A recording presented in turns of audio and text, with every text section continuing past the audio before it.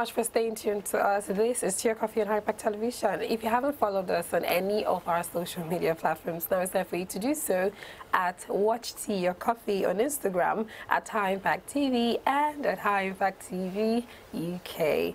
This morning is a special one for all of us because it is time for us to have this conversation on toxic work environment. But we're not just having it with random people, but we're having it with our very own. I'm talking about Opeyemi Aare, who is the head of administration and logistics at High Impact Studios. High Impact Studios is a subsidiary of Solution Media and Infotech. He has been into administration and logistics from his undergraduate days and has effectively managed over 1,005 people since then. Opeyemi is beautifully married with a son. It's so beautiful to have our very own Aare in the studio. Good morning. How are you doing? Good morning, Omobolade. I'm fine, and you? I'm great. I'm great. This is our admin guy here, and so it's so good that we're going to have this conversation together. We're going to break it down and talk about what toxic work environment actually means and what it is. But before we actually get into that conversation, I'll be reading some comments, and I want you to get into it. But then, so we took a story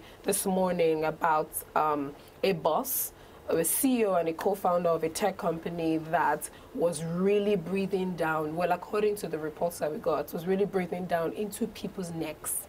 He would send them briefs by 2 a.m. and expect that they respond by 7 a.m. and also expect that they're at work by 7 a.m. or 8. He was always, you know, breathing down their necks, always insulting them. I mean, even outsiders had to testify to that when they came for job interviews, he was just very rude, calling names, you know, can say stuff like, oh, you're useless and everything like that in a working environment. And a lot of people couldn't speak up because that's their source of livelihood, that's where they eat from and stuff like that. And, you know, when it got to a point, someone had to speak out. Someone had to talk about it, and people said, not just one, not just two persons, not just three persons, started talking about the experiences and why they had to leave their jobs because they just couldn't stand the fact that this person, the owner of the business, was treating them this way. You know, and it's just scary. Yeah, really. It is. I feel that such a boss has really lost the whole essence of that establishment because I don't know how you put your employees, so to say, in such an undue stress and you expect the best out of them. Obviously, I want to believe that the output must have been really affected because a lot of them must have been under psychological pressure, emotional instability, some run into depression because when you're in a place where you get your daily source of livelihood from and the atmosphere seems very toxic and you have no option at that moment, then it becomes a whole lot of issues for you because even many times, maybe at the point of entry into your place of work, your BP is already high. That's not a good thing. And it doesn't worth it. It doesn't worth it for anything. Yeah. So I wouldn't encourage such for any boss in the place of work because you might think, though, when you look at it on a larger scale, we have a lot of employees that also frustrate the employers. Yes. Due to their bad manners, they are not cultured. Some of them are not even, they've not gone through any training whatsoever. They just left their school and they got the job. There is no orientation, no proper training. And they believe that they can behave the way they do in the classroom. Being so uncultured, unmannered, and all of that. But leaving that aside, I believe that though they say actions and reactions are equal and opposite, but as a boss that is professional in what he does, he or she shouldn't have responded also in such a manner. So I don't know what must have pushed to do such a boss into that state, but I would say it's not actually the best to handle such situations. So I mean, it's good that you're able to, you know, mention all that. It would lead us into the question of what exactly is toxic work environment? Where is a toxic work environment? What would you see to, you know, notify that, okay, I am in a toxic work environment? Okay, the first is bad communication. Okay. And I think that goes a very long way. You know, there is a way I can correct you in a proper manner without provoking you. Yes, yes. But many people don't know the right way to communicate. Some, on a sincere note, don't even know they are rude. That is just the way they were brought up. That is just their personal attributes. So, in a place where the communication is bad, there you see all sorts of arguments. You see some even leads to physical fights. Yes. You see physical abuse in the work environment. That is unhealthy for a work environment. So the number one thing you watch out for is the way the communication is being passed, not in terms of official communication alone, even to how you address your colleagues. Hey, come here, sit down there. Hey, what is wrong with you? And all of that. We are in a work environment where we should treat ourselves with all sense of maturity, with all sense of responsibility, knowing that everyone has a life outside the work and they have what they stand for as an entity. So when you see people, you respect them. So, and also, many don't know how they correct, even if they discover, maybe due to their ignorance regarding the office policy, and they see something that is strange and they want to correct it. Maybe there are even people that have experience in several organizations, forgetting that every organization has their own policies. Yes. And these are policies you must have even looked into before you take up the job. Yes. So when you see the policy and it doesn't go well with you, there are ways of approach. There are ways to handle, which is all still centered on communication, out of several other things you can note in an organization. Yes. So you try, there is a term called PSP in communication, which is praise, share, and praise. You don't just move to a boss and you water down everything he or she have been building for years and months. It doesn't go well with anybody. So you start with an appraiser. Oh, boss, oh, colleague, oh, staff, oh, this, oh, that, you've done this and this and this so well. I believe that you are good in this area, but you move to the share. I would like to share something I feel you can do better. Okay. No one will get to know that and attack you. You didn't say it's something you're not doing well, something I feel you can do better. Then after you state that, then you move back to praising, because you don't leave the person in, you don't destabilize in a state of shock. Yeah. You still raise the person and you leave the scene. So with an appropriate communication medium, you praise, you share, and you praise. And you praise again. All right. So such a person would not leave that conversation destabilized. So also there are other things that could lead, that you can notice in a toxic work environment, which are unnecessary cliques. Unnecessary clicks, what do you mean? Okay, study have it that when you are to sort out your employee, maybe in the process of recruitment, you don't employ people in the same source of alumni, set of friends, because at the end of the day, it might lead to a scenario where you start having unhealthy cliques in the environment. I stand for black, I stand for blue, I stand for purple. Interesting. And all is not in alignment with the goal and vision of the organization. Interesting. Organization is not a political party. We understand the fact that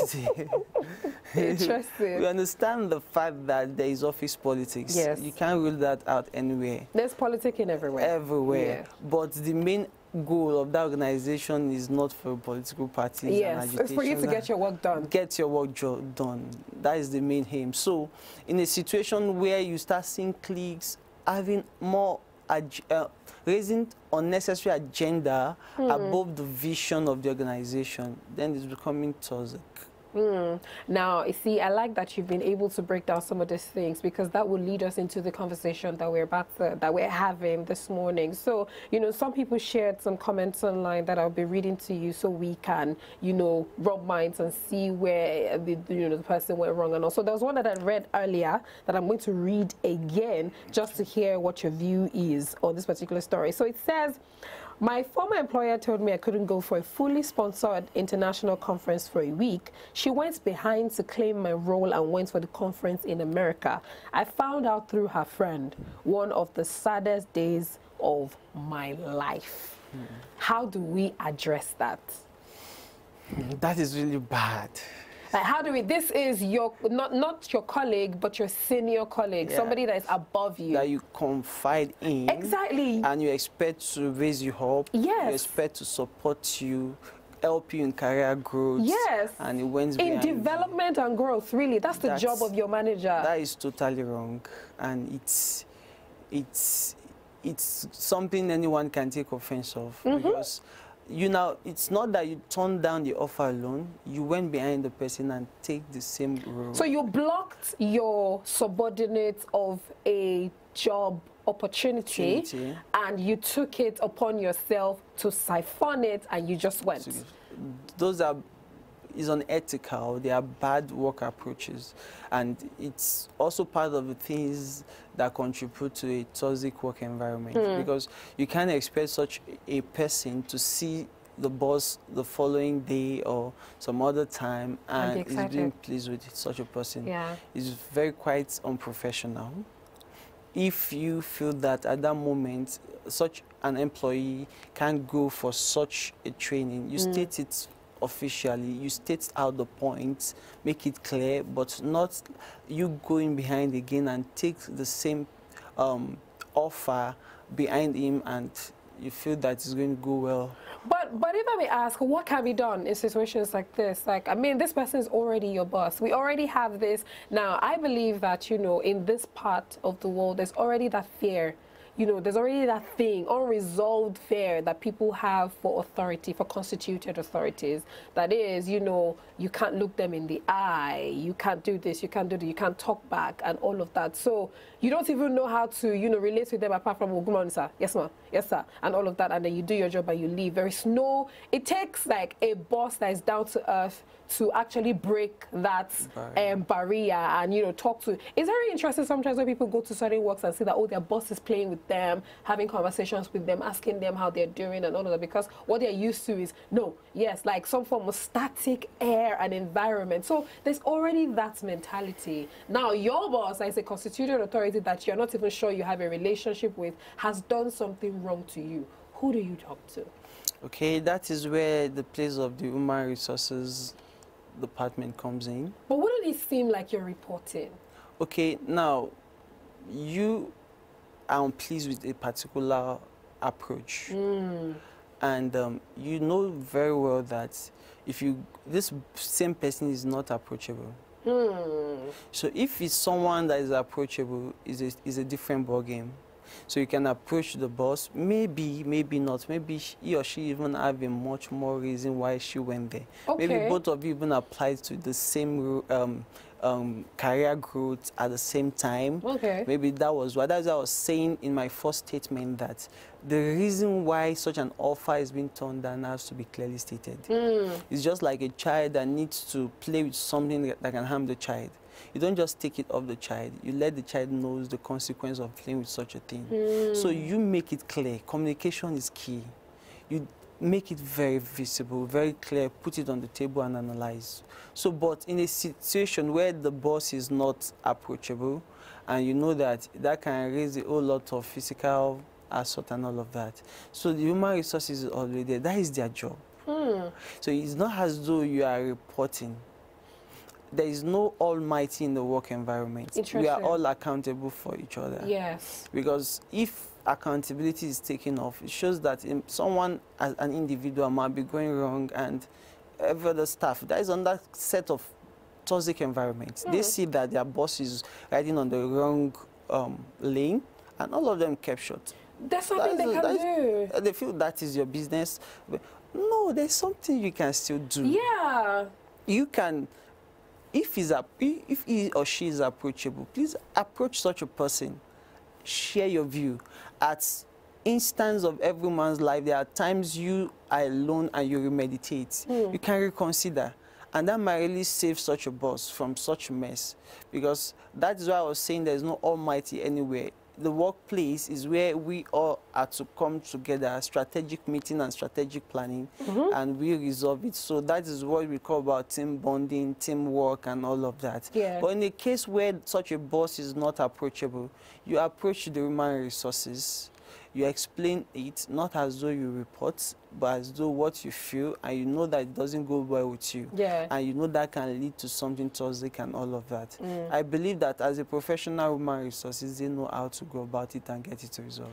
I have another question. So there was this particular tweet that we got. I'd read it earlier, but I want to hear your views about, this employee was not given the benefits, their entitled, benefits because they did not attend a party from I think probably the boss's event or something like that. And they were not promoted, they were not given a car as they were supposed to, and they were given a very bad appraisal. And it was even stated that this is the reason.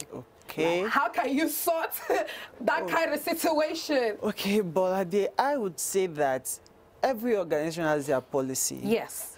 As simple as a party, that might be their own strength of generating funds. Have you seen it in that direction? Yes, yes. So it might be that you come to the party to showcase some of our products in a particular stand. Do you get? It might be form of networking and all of that. Networking and all of that, and you feel like I can't do it. So that is why the place of contract agreement and employment agreement is very important. So maybe for them to even state it clearly, it shows that it's a point they are not hiding. So maybe such a staff intentionally stand on the fact that he or she is not going to go in the line of the company's policy, and they felt that, but the best thing is for us to actually withdraw some benefits to punish you. That's a good way to say it. But here is another side. Here's another side where, it wasn't stated clearly that, you attending parties to showcase products is a way of making money for us. You going to these certain places is a way of networking. Okay. No, there is a part where, it's just a soiree. For instance, you have an event and you are a boss and you invite people, and because they didn't come, and of course they mentioned to you that, oh, I'm sorry, I won't be able to come for your event because I have to do some other things and all of that, which I think is okay. But you are upset that your subordinates didn't come to your event and you act on it. I don't think that is fair. Yeah, it is not, if that is just the scenario. On that point, we can bring out of such a thing because recently we pick up words in social media and we don't take time to look at the fundamentals. Sure. There are a lot of other things, A and B, C, D, E, F, that's gone before the do you get that? So, skill and behavior must be an attribute every employer must have. Okay. You have a skill, you're doing well. How is the behavior? So how were you mentioned that such a person took permission, accepted. If it is a party, it shouldn't be be mandatory anyway, because it's outside your work hour. Do you understand? So it's now your choice to attend it or not. But if it's a party that is connected to the survival of your work, of your office, then it's very important. Then it's very important. So let me ask you a question on religious activities. Now, there are different people at work. We have, especially if it's a global company, you have white people, you have black people, you have Muslims, Christians, and people that don't even believe in God. What is the role of religious activities at work? Okay. It's a question that I wouldn't give a specific approach to. I will still go back to the office policy. See, there is nothing that can take that out. You mentioned a multinational company. They have their policy. Mention about every other company, maybe not multinational, maybe a one-man business, maybe even a POS center. Think of it. Every establishment has their policy. And if you're not comfortable with it, if you're not comfortable with the policy, then you leave. Interesting. Okay. You know, there's so many questions that I have to ask you for this particular conversation, but we've run out of time. We're going to have a part 2 of toxic work environment, because I want us to now look at employees' role. You know, at times whereby we have people that are not just fit for work, and they constitute, you know, problems at the office environment that now makes, you know, that provokes the other party. It was interesting that, you know, people were saying so many things about the bosses, because they're the ones up there and they're fallible. You know, they're the management, they're the ones that should know better. But then there are people that are there that are also the problems that is making these people provoke. Exactly. It's a conversation that we're definitely going to have, but we have to go. Thank you so much, Opeyemi Aare, for joining me this morning. It's a pleasure to have me here. It's so amazing. We just had a conversation with Opeyemi Aare. He is the head of administration here at High Impact Studios.